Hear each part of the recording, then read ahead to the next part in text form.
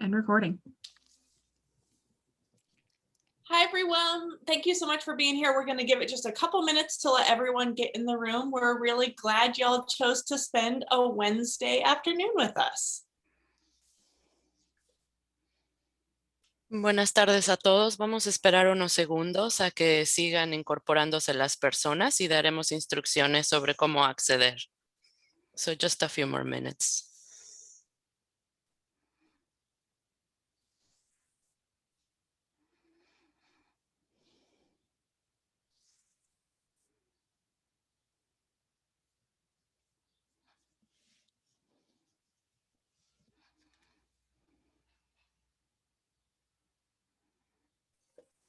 Muy bien, en unos segundos vamos a activar el servicio de interpretación simultánea para que nos pueda escuchar en español. En unos segundos podrá ver el icono de globo terráqueo en la parte inferior de su pantalla en los controles de Zoom, en donde podrá verá que dice interpretación o interpretation y podrá seleccionar ahí su idioma como español. Adicionalmente puede silenciar el audio original o mute original audio para que pueda nada más escuchar al intérprete. Si está en un dispositivo inteligente como su tableta o teléfono inteligente, podrá acceder a este menú a través de los 3 puntos en donde podrá hacer su selección de idioma. Thank you everyone. In a few minutes, in a few seconds actually, we will activate the language interpretation feature.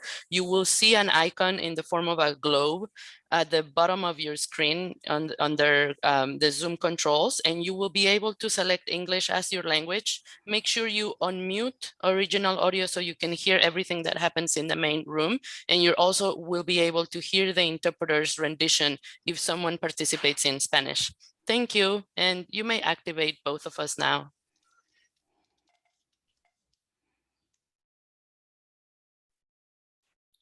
All right, my friends, let's go ahead and get started. Welcome very much to the EDC webinar. We're going to talk today about COVID-19 recovery resources, as we have been for the last 14 months, feels like a really long time. My name is Emily Barony. I run a company called Visionality, and we are a very, very, very proud EDC client. I'm here today as your co-host, and we've got a really crack team running the tech on the back end of the Zoom today, here to help you if you have any technical challenges. Just a couple of housekeeping items to begin with. Number one, everyone is muted and your cameras are off. Number two, this webinar is being recorded, and you will get an email with a link to the recording and any resources that we talk about within the next few days. I don't believe we'll be sharing any slides because the information changes so rapidly. And so the best place to get the most up-to-date information is at the EDC website. So there's a chance that, we'll present some information on a slide today, and by 3 o'clock, something will be updated. So that's why we like to drive everyone to that one place of information, the EDC website, because it's up to date. Let's talk for a minute about the Q&A feature. So at the bottom of your screen, there's a Q&A button, and that's where you can submit any questions. If you do put them in the chat, we'll just remind you to put them in the Q&A. That'll help us keep track of everything and make sure that your question doesn't get lost in the shuffle. Today, if you're dialing in by phone, if you have questions you'd like to submit, you can email them to us. The email address is webinar@edcollaborative.com. One more time, it's webinar@edcollaborative.com. And that's only if you're calling in by phone. So again, if you're here on the Zoom with us today, you can use that Q&A feature. If you've got any tech issues, please put them in the chat. Like I mentioned, we've got the incredible Brianne standing by to help you with any technical issues that you may have. And then at the end of this webinar, we'll also share some contact information to get in touch with the EDC team. We're going to give a lot of information today. You're going to have follow-up questions that are very specific to your business or your situation. Please reach out to EDC. We're here for you. It's your tax dollars at work. It's free of charge consulting. Like I mentioned, I'm a very proud EDC client. So EDC is here to help you take advantage of all the resources we're going to talk about today. And with that, I'm going to introduce some really cool people. First, I'm going to introduce Dr. Alex Wright, who's just really incredible. So Alex, come on board and tell us a little bit about yourself. Good afternoon, everyone, and thank you so much to the Economic Development Collaborative Small Business Development Center for hosting this event for the Ventura County and Santa Barbara County community on behalf of the Small Business Administration Los Angeles District Office. I welcome you here. I am the outreach specialist for the Ventura and Santa Barbara County areas, and we're happy to be here to be able to share with you information on applying for this very meaningful program, the Restaurant Revitalization Fund. By the end of today, you should have everything you need should you be interested in applying for this program. So thank you so much, Emily. Awesome. And next, I'm going to bring up Juliana. Good afternoon, everyone. I'm Juliana Ramirez. I'm a financial advisor with the Economic Development Collaborative here in Ventura and Santa Barbara counties. I also own my own bookkeeping firm, JR Bookkeeping, and I've been assisting small business owners like you with all everything related to navigating the COVID-19 resources, including this very last fund, Restaurant Revitalization. So thank you for having me and thank you for joining us this afternoon. Thanks, Juliana. And so next I'm going to bring up Kevin, who's another EDC advisor, to tell us a little bit about the work that he does. Thank you for having me. I'm Kevin McVeary. I'm a restaurant specialist for the SBDC. I've been with the SBDC since 2012. Been in the restaurant industry for over 25 years, opening restaurants, bars, and nightclubs across the country. I work with clients on everything from, hey, I've got an idea, to, hey, I've been in business for 10 years. I'm looking to do a second location. I'm having trouble. I do menu development. I do design. I do layout. I do employee retention, hiring, training, you name it. Anything that has to do with a restaurant, I work with people to get that done. I've got clients across the country that I've on a variety of different programs. Like I said, everybody from baking cookies they're selling on Shopify. I've got a vegan co-packer. I've got Italian restaurants, high end. I meet with clients to basically help them in their business in any way that I can. The last year I've spent, obviously going through these trials and tribulations with all these different programs that we've rolled out and helping people apply for those, but also having them look and take that time to look at their operations and, hey, can we tighten our cost of goods? Can we cut back on our inventory and our staffing and those kind of things to try to really streamline the operation. So you need to book some time with me. I'm available, and the EDC put you in touch with me. And Kevin, I want to just sort of double down on what you just mentioned. Yes, we're all here to learn about the COVID recovery program specifically for restaurants. But what we've seen in the last 14 months is, yes, there are great programs available, and we need to address a lot of the underlying issues that many of us had in our businesses coming into COVID, right? That COVID has only amplified, and then there are new opportunities that we all get to capitalize on. So please call EDC and talk to Kevin, or our next friend, David, who's also an EDC consultant. Hi, David Mitroff. How are you today? So a lot of what Kevin says, I work on that too. There's a lot of overlap. However, the main focus for me is digital marketing strategies, branding, that kind of stuff, and getting your message out. How do you communicate clearly that it's a safe place to come back to? How do you bring back your employees? How do you educate your employees to educate the customers in a nice way, in the right way, that how our environment's safe? And how do you have that customer experience? A lot of also what I've been doing is increasing online food orders. So third-party apps, DoorDash, Uber Eats, Postmates, how to set those up correctly, whether it's bundling packages or changing the pricing or figuring out what's going to work. Not just taking your current menu and just slapping it on DoorDash. No, you make a different menu for it. How to just everything, whether it's, but the main focus for me through the EDC has been on marketing, digital media strategies, online ordering, website, technology platforms like that. But in my private practice, I have clients both in Southern and Northern California and a lot of restaurants, bars, and hotels. And with them, it's really about what are they going to do? How are they bringing employees back? What's the right way to bring employees back? Do they sign new paperwork? What do they do?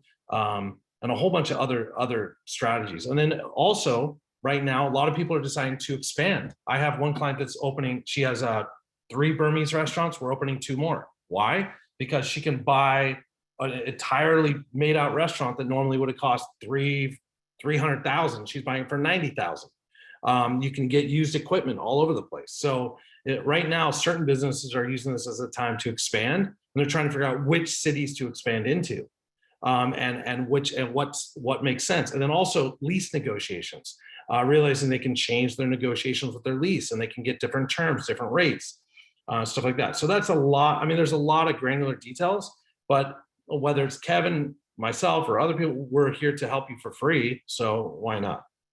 Why not? That's what I'm saying. And just a quick plug for what David was just talking about: communication. Come in the same way that going into COVID was scary and unknown. Coming out of COVID is also scary and unknown. And the way to overcome that and bring your customers back, or even engage with new customers, is communication.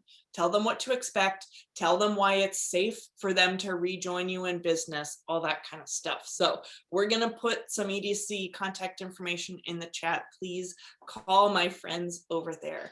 And with that, let's kick this thing off. I'm really excited that Dr. Alex Wright is joining us today. So take it away. Thank you so much, Emily. And for those of you who have joined us today who are not familiar with the EDC SBDC services, just to add a bit of clarity, the Small Business Administration has a series of resource partners that are subsidized. And as you heard mentioned, these are free, one-on-one confidential counseling resources. And they exist through what we call our small business development centers, in this case, hosted by the Economic Development Collaborative. In many of your communities, these may be hosted by your local community college. We also have women's business centers, and we have veterans business outreach centers, along with our SCORE mentorship offices. So you have 4 really good resource partners that are available to you. Again, free one-on-one confidential counseling. As we move through this presentation, we'll get to a link that you can use to find local resources in your area, knowing that most participants on this webinar are likely from Ventura and Santa Barbara County. You've already found your sources here. And so you've now met 3 of the great SBDC advisors that are available to you in the Ventura and Santa Barbara County areas. And as Emily mentioned, the contact information will be placed into the chat box. So with that, let's go ahead and start our presentation. I'm going to share my screen with you. I will not be able to see anything. So Emily, just please keep me abreast if we need to stop here for a moment. I am hoping our Wi-Fi connectivity remains. I am over here in Ojai in Ventura County, so we might have just a small broadband issue, but I think all willing, we should be able to get through this with pure connectivity for the whole thing. So the agenda today, we're going to go through what the Restaurant Revitalization Fund is. We're going to walk through eligibility, which is quite broad. We're going to walk through our priority applicant groups, something that the SBA, Congress through the SBA has really been working on to ensure that there's increased access to economic aid and capital for our hardest hit businesses and populations. And then we're also going to walk through any of those financial documents that are going to be needed in order to apply for this funding. And finally, we're going to provide an overview of the use of these funds. So all eligible uses of the funds, in addition to that timeline during which those eligible expenses incurred, that you will be able to use those funds. So with the Restaurant Revitalization Fund, this was established with the American Rescue Plan Act on March 11th, 2021. Congress afforded $28.6 billion to this fund to provide economic aid to our hardest hit businesses. The appropriations will remain available until fully exhausted.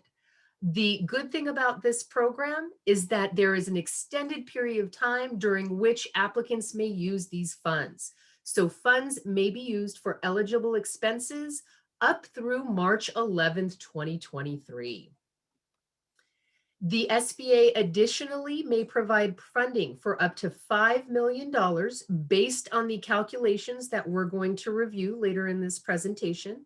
And that's $5 million per location or $10 million in sum for an applicant and any associated businesses. We do allow up to 5 affiliated businesses for this program. The minimum award is $1,000. You typically see the ceilings, as I just mentioned, of $5 million and then 10 in sum for all affiliated businesses. In this funding, we have a calculation that will calculate out your award, and we actually have a floor. So if you are not eligible for more than $1,000, you are not eligible for the funding program. So as I mentioned before, Congress intended for this to be a very broad approach to our hardest hit businesses. So all of our traditional incorporated businesses are eligible, S Corps, C Corps, your limited liability companies, in addition to sole proprietors, the self-employed, and independent contractors, as well as tribally owned businesses. B Corps are eligible. They're simply going to select either C Corp or S Corp on the application. And if you're looking to identify yourself, whether or not you're self-employed or a sole proprietor, take a look at your tax return. That's going to help you identify what category you fall in. So, as I mentioned, very broad sweeping. This isn't just for your traditional restaurants. In this funding, we have eligibility for food stands, food trucks and food carts, caterers, bars and saloons, lounges and taverns, snack and non-alcoholic beverage bars as well, like coffee shops and ice cream shops. Any licensed facilities or premises of a beverage alcohol producer where the public may taste, sample, or purchase products. So with all of those words, I'll pull it back down to if you are participating in wholesale production of a beverage like a brewery or a winery or even a bakery, you are still eligible here. Per our second column, as long as you show that 33% of your gross receipts are derived from on-site food and beverage sales, and that includes inns as well. Also, other similar places of business in which the public or patrons assemble for the primary purpose of being served food or beverage. So quite a broad spectrum of eligibility here. And again, keeping in mind that those entities that are typically involved in wholesale production, like breweries and wineries, or if you are an inn, you are still eligible as long as 33% of your gross receipts, again, are derived from on-site food and beverage sales. You are not eligible if you are a state or locally government operated business. You are also not eligible if as of March 13th of last year, 2020, you owned and operated more than 20 locations, regardless of where those locations are doing business and if they're under the same or different names. You are not eligible if you are applying for the Shuttered Venue Operator Grant or have received funding from the Shuttered Venue Operator Grant. You are not eligible if you are a publicly traded company or if you're permanently closed. Now, we do recognize that many entities had to close their business due to state or local regulations regarding pandemic closures. We do not consider you permanently closed. Permanently closed is only for those businesses who have closed their doors with no plan to reopen. This funding opportunity is also not available to nonprofits. And once again, you must be eligible for at least $1,000 in funding. Another interesting aspect of this program that really, again, broadened the eligibility and access to this economic aid is the Incorporation of Bankruptcy. If you have filed a Chapter 11, 12, or 13 bankruptcy, and you are operating already under an approved plan of reorganization, you are eligible. So if you have, and as I said before, if you temporarily closed your doors due to state and local restrictions and other pandemic-related causes, but you are still in operation or you have reopened, you are perfectly eligible. For those who have filed a Chapter 7 bankruptcy, you are not eligible. And furthermore, if you have filed a Chapter 11, 12, or 13 bankruptcy and are not currently operating under an approved plan of reorganization, you are not eligible. So you must be operating under an approved plan of reorganization if you have filed Chapter 11, 12, or 13. And lastly, you are not eligible if you have permanently closed your doors. Franchises are eligible for this funding, though they must be listed on the SBA franchise directory. You can look yourself up on the SBA franchise directory, or you can look yourself up in the application portal. So you can do some due diligence beforehand, or you're welcome to go ahead and check it out once you get into the application portal.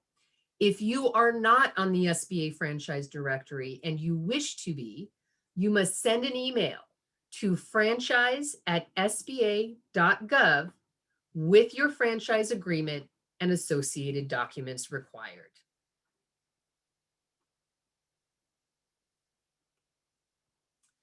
Here's a little bit of cross-program eligibility for the other economic aid programs that have come out through the CARES Act and the Economic Aid Act and the American Rescue Plan. As I mentioned earlier, if you have a pending application for the Shuttered Venue Operator Grant or have received monies from the SVOG, you are ineligible for the Restaurant Revitalization Fund. If you have received a first or second draw Paycheck Protection Program loan, a PPP loan, that loan will be deducted from your amount calculated in RRF. There is an assumption that you will apply for forgiveness for this loan. Hence, we are going to be looking at your gross receipts for 2019 and 2020, and we will be subtracting any PPP funds you have received. The system, you will need your tax identification number that you applied to the PPP loan with, and the system will go ahead and pull up those PPP loans. So you shouldn't have to do much once you're in the system and have entered your tax identification number that you used for the PPP loans. We'll go into that a little more in future slides. If you have received an economic injury disaster loan or an idle advance or targeted idle advance, you are eligible for the Restaurant Revitalization Fund. And do please remember that the same business cannot apply for the Restaurant Revitalization Fund more than once. This fund is unique from the Shuttered Venue Operator Grant in that it is not classified as a federal grant. Hence, you will not need your SAM.gov registration. That's the Federal System of Awards Management. You will not need that, nor will you need a DUNS or CAGE number.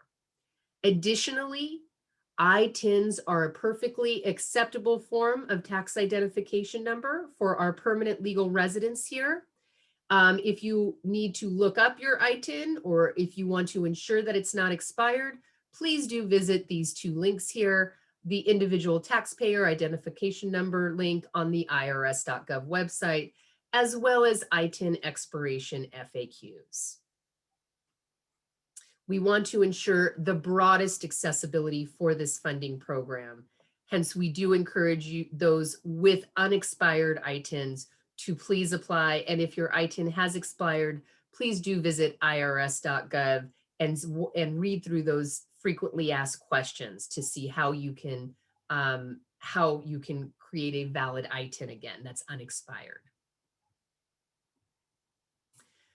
Okay, as I mentioned, when we do the calculations, once you get into the Blown portal, the way this funding works is it's going to essentially look to fill the gap between your expected revenues in 2020 based on your 2019 actuals, less any Paycheck Protection Program dollars. So PPP funds will be subtracted from your final funding amount.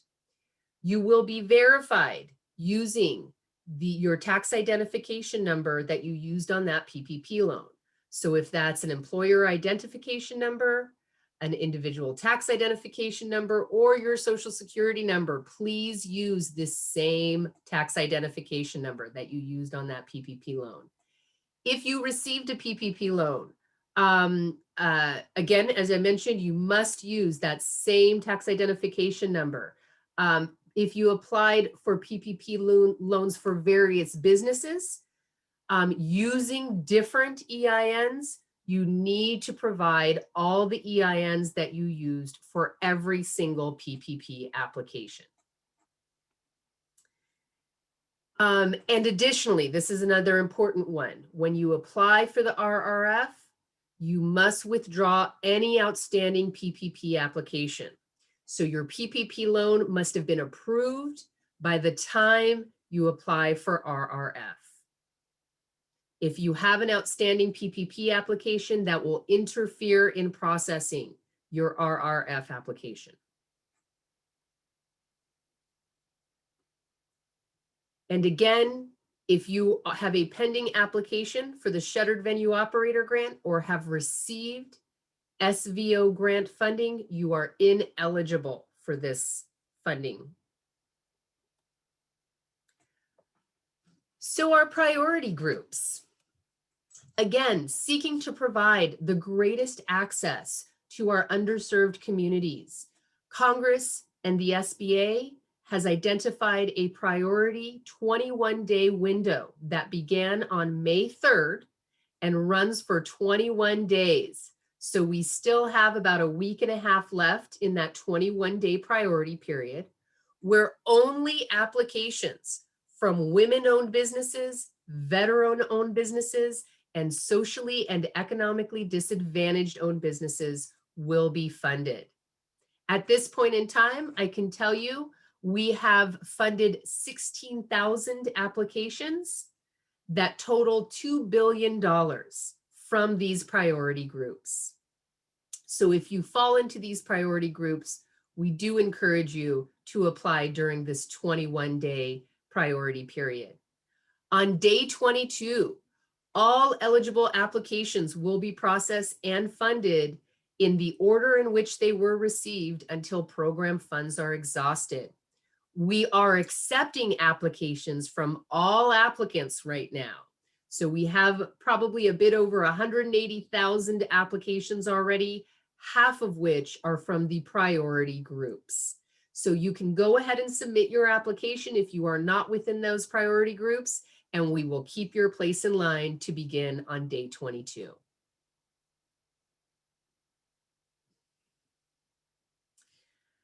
In order to qualify as a priority group, the business concern must be at least 51% owned and managed, and the daily operations of the applicant are controlled by women, veterans, or socially and economically disadvantaged groups. All applicants are going to be required to self-certify that they meet these eligibility requirements. So as a further definition, this is quite explicit through the Small Business Administration. A socially disadvantaged individual is someone who has been subjected to racial or ethnic prejudice or cultural bias because of their identity as a member of a group without regard to their individual qualities. So these include Hispanic-owned businesses, Black-owned businesses, Native American-owned businesses, and Asian American and Pacific Islander-owned businesses. Economically disadvantaged individuals are those whom are identified as socially disadvantaged individuals whose ability to compete in the free enterprise system has been impaired due to diminished capital and credit opportunities. So a lack of access, a historical lack of access recorded for credit and capital opportunities as compared to others in the same business area who are not socially disadvantaged. So again, a very explicit definition to ensure that this economic aid is accessible to our underserved communities, our women and veteran-owned businesses, and our socially and economically disadvantaged individuals who have experienced a lack of capital and credit opportunities.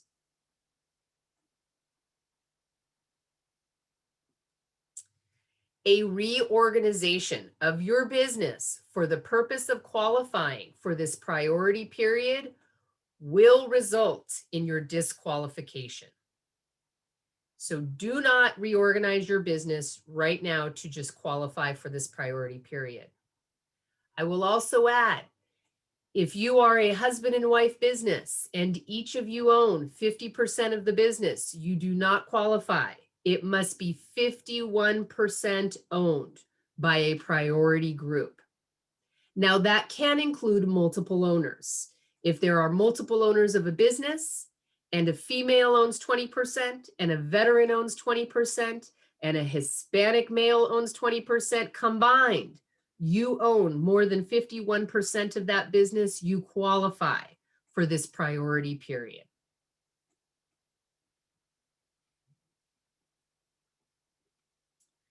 Okay, so now we're going to get into the fun stuff, our calculations for the funding. For most of you, you will probably qualify for this first scenario. If you were in operation prior to January 1st, 2019, you're going to use this formula. And again, keep in mind what I said earlier. The intent of this funding is to fill the gap between your expected gross revenues for 2020 based on your actual gross revenues in 2019 compared to what actually occurred in 2020 given pandemic-related closures. So you're going to need your 2019 gross receipts. You're going to subtract your 2020 gross receipts, and you're going to subtract any PPP loan amounts. This will equate to your total amount of funding. If you began operations partially in 2019, you would use the following calculations. We need to find an average monthly gross revenues to compare to 2020. So you're going to take your average 2019 monthly gross receipts. So if you were only open for 3 months in 2019, you're going to find the average monthly gross receipts for those 3 months. You're going to multiply that by 12 so that we can see what the expectation was for the entire year. And then we're going to subtract, once again, your 2020 gross receipts and your PPP loan amounts. This will equate to your total amount funded.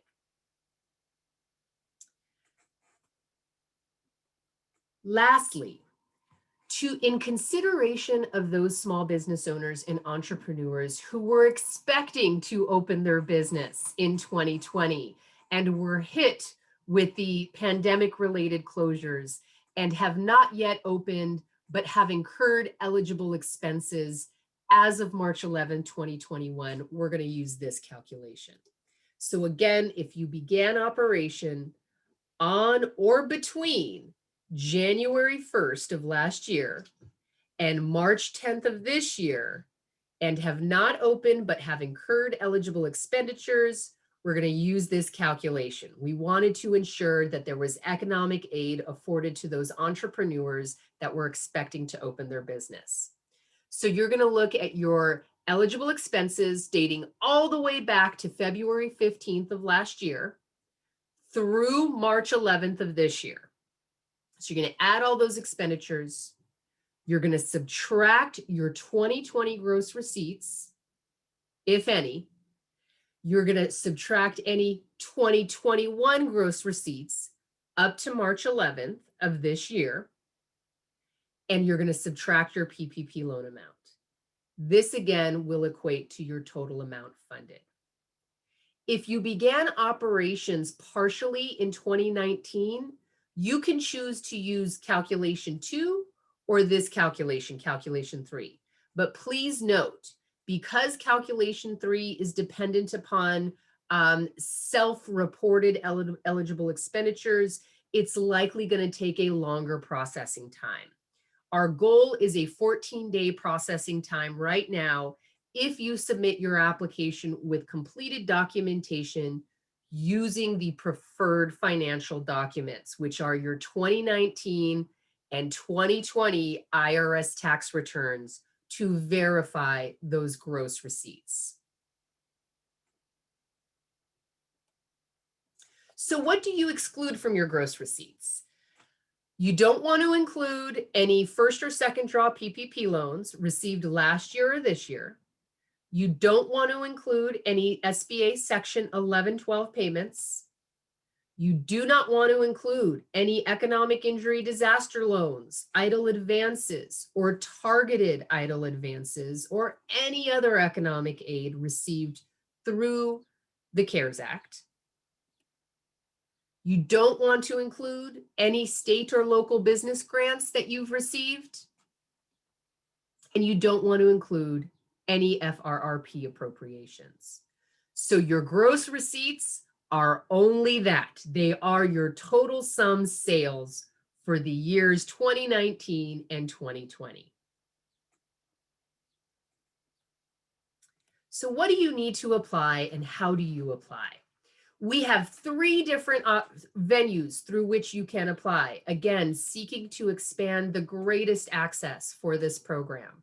So you can apply directly through the SBA, through our portal at restaurants.sba.gov, and we will have this in the chat box for you.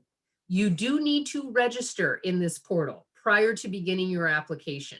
And that registration will require a telephone number or email address to verify your identity. Once you have registered, you will be able to begin your application. You can also apply through any of the partnered point of sale vendors. Right now, I believe we have 4. We have Toast, Aloha, Square, and Clover. I do understand that Lendistry is also participating. And you can find this information at our website at sba.gov/restaurants or sba.gov/restaurantes for Spanish. And again, that will be in the chat box. And finally, in effort to expand access to this economic aid, the SBA has developed a call center. At this call center, there are over 25 languages spoken, and telephonic applications will be accepted through this venue. Please keep in mind, these telephonic applications will take longer to process simply because we will not have all documentation at time of application. That number is 844-279-8898. That is also the same number that you can call if you have any questions while you are moving through your RRF application.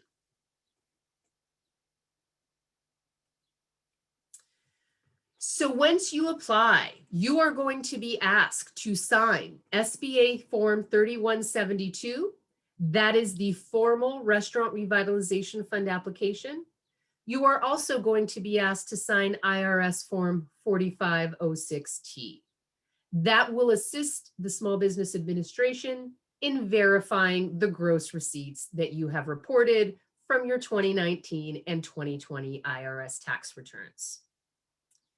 So to document your gross receipts, any of the following documents demonstrating gross receipts that you see on this slide are permitted. Preferably, again, your 2019 and 2020 IRS tax returns. And as you can see on this list, we included everything for every type of incorporated entity, be it a Schedule C, IRS Form 1040. For partnerships, IRS Forms 1065. And then we will also accept bank statements, internally or externally prepared financial statements, including your profit and loss statements and your balance sheets. Though again, those will take a lot longer to process and verify unless you have a CPA comfort letter to go along with those internally and externally prepared income statements and profit and loss statements. So the CPA comfort letter would provide a third-party verification for those internally and externally prepared financial documents. And then also, of course, we accept any point of sale reports, including IRS Form 1099-Ks.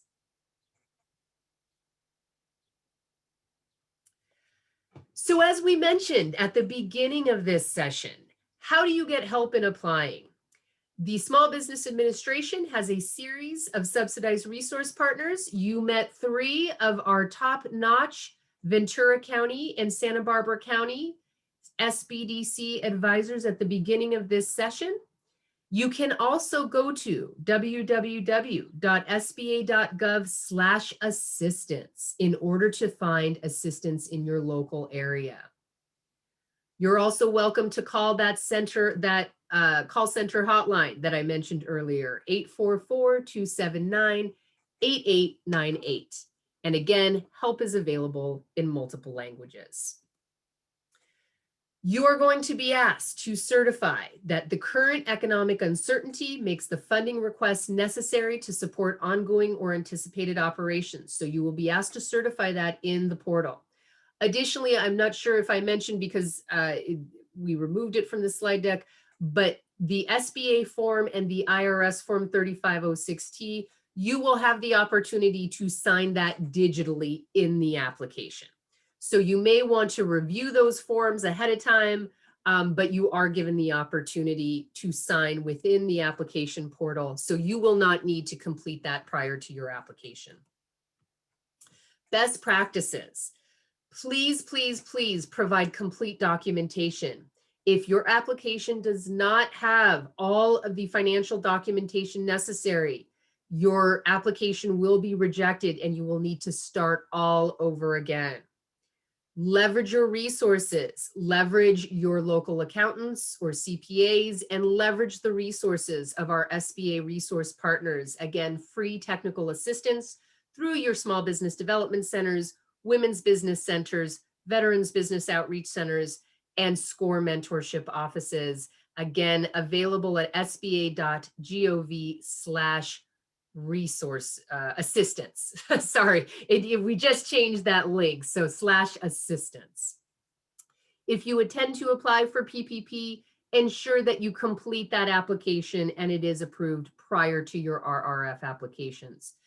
And please, please, please double check all entries on this application.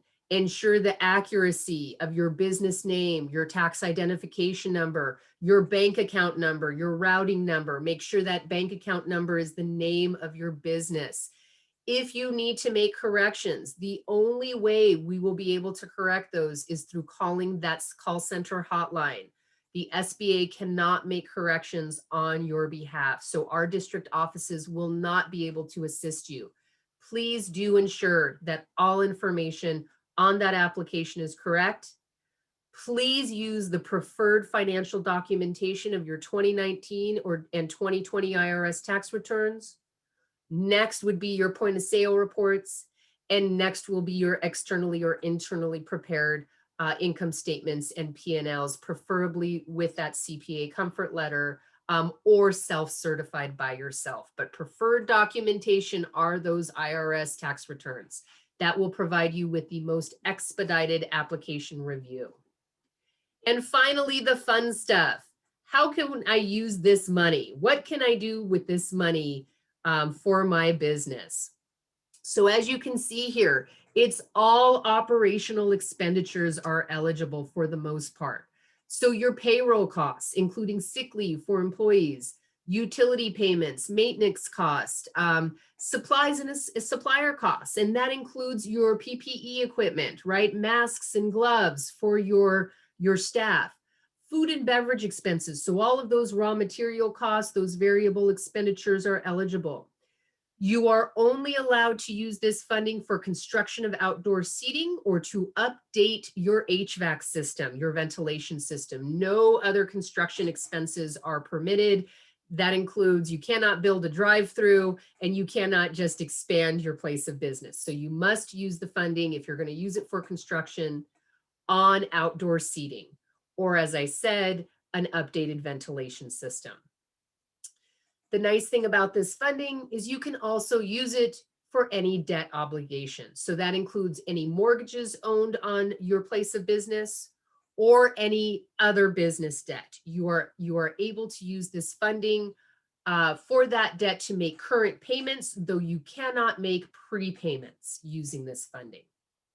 And then finally, you are absolutely able to use this funding for any of your fixed expenditures, including your insurance costs, your marketing, your licenses, your legal fees, any POS equipment, that point of sale equipment.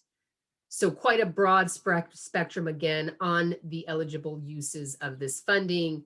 And these go back to February 15th, 2020, all the way through March 11th of 2023. So funds must be spent on any eligible expenses that incurred, again, dating all the way back to February 15th of last year and forward to March 11th of 2023. If the business permanently closes after receiving restaurant revitalization funds, the covered period, the period during which you are able to use the funding, will end when your business permanently closes or on March 11th, 2023, whichever occurs sooner. And finally, because this is public funding, any funds not spent on eligible expenses by the time the covered period ends must be returned to the federal government.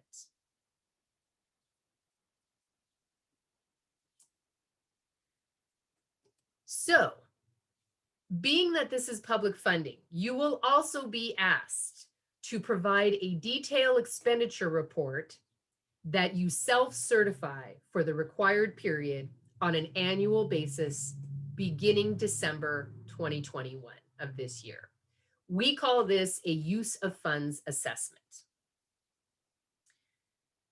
So, until you complete the formalized use of funds assessment, beginning December 2021, as I just mentioned, you will be required to provide a self-reported, unaudited data detailing the use of your distributed funds on eligible expenditures through the year 2023. So again, the expectation is that you will report on an annual basis the use of the restaurant revitalization funds beginning December of this year. The Small Business Administration will provide additional guidance for these reporting requirements and the use of funds assessment in the coming weeks. So we'll provide that additional detail that outlines all of these reporting requirements shortly thereafter in the coming weeks this summer. And finally, these are some links and contact information that I've mentioned throughout the presentation. You can find information on the Restaurant Revitalization Fund at sba.gov/restaurants in English and sba.gov/restaurantes in Spanish. You can call the call center hotline at 844-279-8898 for any questions or to apply in multiple languages. And please do take advantage of our SBA resource partners by finding them at sba.gov/assistance. And for any additional COVID-19 relief and economic aid, please do visit us at sba.gov/relief. The best way to get our information is really our Twitter account, our social media accounts, because it is the quickest information. We have an excellent social media team that is producing tweets on an hourly basis practically. So if you are on social media, we highly encourage you to follow us at SBA Gov. You can also follow our Los Angeles district office at SBA_Los Angeles, I believe that is. And then of course, our press releases are available at sba.gov/updates. You just sign up, put your email address in, and you'll be receiving those on a regular basis. So with that, I'd like to pause. We may have been joined by our district director for any Q&A that we have right now. So I will pause here and hand it back over to Emily to see if our district director, Ben Raju, has joined us. Ben is not with us Okay. quite yet, and so let's vamp a little bit, Dr. That's okay. Alex. That's okay. And so we also don't have any questions in the Q&A. So my friends, go ahead and pop any questions that you have into the Q&A. And I see that Kevin is still with us, so maybe we could even broaden it out a little bit if we've got extra time to address some things that might be in his area of expertise or our other consultants that we have with us today. But I want to ask you, what are the top 3 mistakes that you're seeing or concerns that you have, or like, what are the biggest takeaways that our fellow business owners need to walk away from this webinar remembering? Sure. Please get those 2020 tax returns done. Use preferred financial documentation. Use the 2019 IRS tax returns. Get those 2020 IRS tax returns completed. That is going to be the most expeditious route for your application review. And secondly, please do make sure all information is accurate. I know during this COVID pandemic, everything was up in the air, and business owners, entrepreneurs go into business because they love what they do, right? Not necessarily because they love doing administrative tasks, right? So this isn't necessarily their specialty, which is why we have our wonderful technical assistance providers. But do treat this as if it is a high school or college exam. This is final, right? You want to make sure that everything is accurate on there. And please do ensure that your bank account information, that's a big one. Make sure that accounting and routing numbers are correct, and make sure that that bank account is in the name of your business. I know a lot of entrepreneurs that are sole proprietors and independent contractors might use their personal bank account as their business account. And that actually is not a recommended approach, right, to managing one's expenses. So particularly for a fund like this, you want to separate that money, right? You want to have a nice, clean record of what you're going to be expending these funds on, and don't muddle that with your personal expenses. As I said, it's a best practice anyway for small business owners, even if they're sole proprietors, to separate those bank accounts. That is the homework that I give everyone at the end of every one of these webinars. If you haven't yet, absolutely go open a business bank account.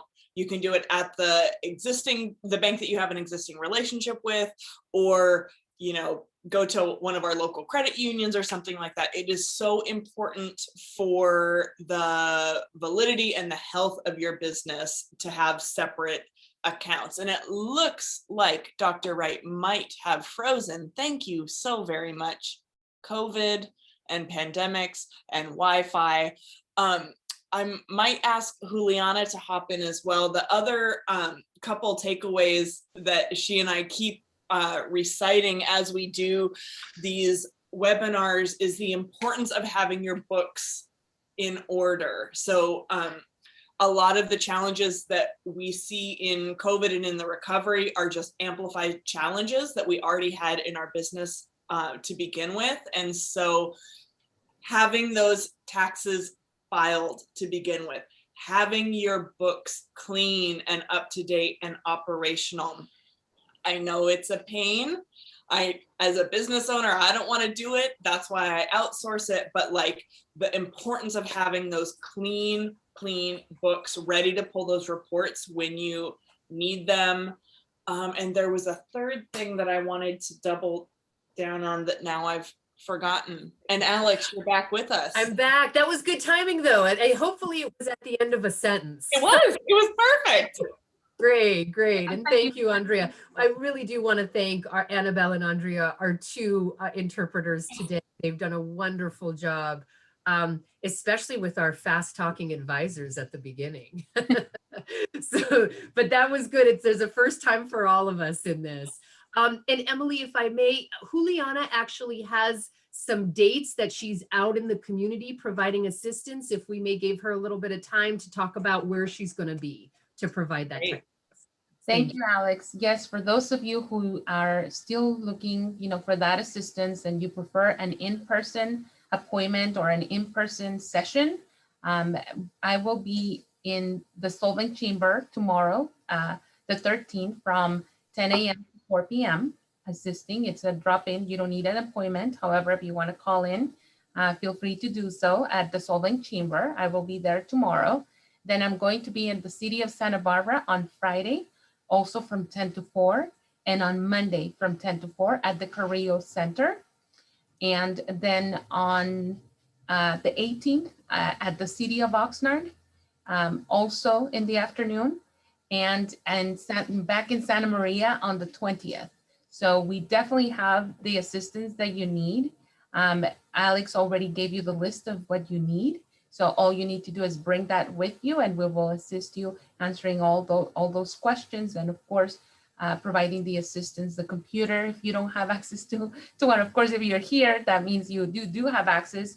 However, if you're on your phone, but you prefer to, have access to a computer, we will have that for sure. So please make sure. Just want to really quick, Emily, you mentioned something about, finances and having those in order. That's definitely something that the EDC can help you. I've personally been assisting clients with setting up an accounting system, especially for those of you who didn't have it or don't have it yet. I have a 6-session project that I, put you through to help you with that. So it's really, easy to follow and get you in, your books in order. So take advantage of that as well. And thank you, Alex, for all the great information. Yeah, and Alex, the other thing I wanted to double down and emphasize was the importance of slowing down during that application and double checking your work and making sure that everything is correct. Speaking for myself, I have rushed those applications. I have reviewed them later and I realized I made really silly mistakes that I shouldn't have made. And I know that pressure of like, I really need this help. I just want to submit my application. So is this, and I must have missed this, is this first come, first serve, or is it done in rounds like we've seen with other relief programs? So what we did is, and I'm just putting the slide back up here for the information for everyone, just so that they have it all. But great question, Emily. We have the 21-day priority period, right? So right now, everybody can submit their application, right? Using one of the 3 venues through which we are submitting applications. So that includes the telephone hotline, the portal restaurants.sba.gov, and your point of sale systems that are participating. At day 22, we are going to start to process all applications, irrespective of eligibility in the priority groups, starting with the first ones. So it is based on when you applied. We're taking everybody in order. Excellent. So the advice we want to give is set out time in the next couple days to fill out all of the information, take a breath, make sure you have all of the T's crossed and the I's dotted, because it will just in general slow down not only your application, but everyone else's applications if we're having to go back and correct a lot of mistakes. Thank you. That's perfect. Excellent. Okay, we don't have any questions, which must mean that we've done a perfect job today, right? That'll work. Yeah, so any last comments or from our other colleagues on the call? And I'm going to check. It doesn't look like Chris has joined us yet. So if any of our comments or conversation today has sparked some like really burning suggestions or advice from our other consultants, hop on in and we may get out of class early today. There you go. Thank you once again to the Economic Development Collaborative for hosting this, to Tracy and all the hard work you did pulling all of the people together. And thank you again to Juliana and Kevin for being present and introducing yourselves to all of those who could use your professional subject matter expertise on this. And I encourage everybody, please go to edcsbdc.org, sign up for assistance. You can request Kevin, you can request Juliana, and move forward on this application. Take advantage of this economic aid. It is your tax dollars. Yep. Juliana, I see you're unmuted. Any last comments, feedback? No, just thank you again, Alex, for all the great information and for making yourself available to, to our community. It's definitely, very valuable to us as advisors to know that, we have the SBA, supporting our effort. And we are here to support, obviously, your effort. And Emily, Visionality, thank you for the great work you do. Thank you so much. Of course. All right, we're going to put all of that contact information into the chat one more time. And because you RSVP'd for this webinar, you will get an invite to the next one and a follow-up email with any resources that we mentioned. And I just want to say, business owner to business owner, you're not alone. We're here from you. We're here for you. And just like hang in there. We need you. Come on, small businesses. We can make it through. So goodbye for today, my friends, and we will see you the next time around. Nice to see you, Alex.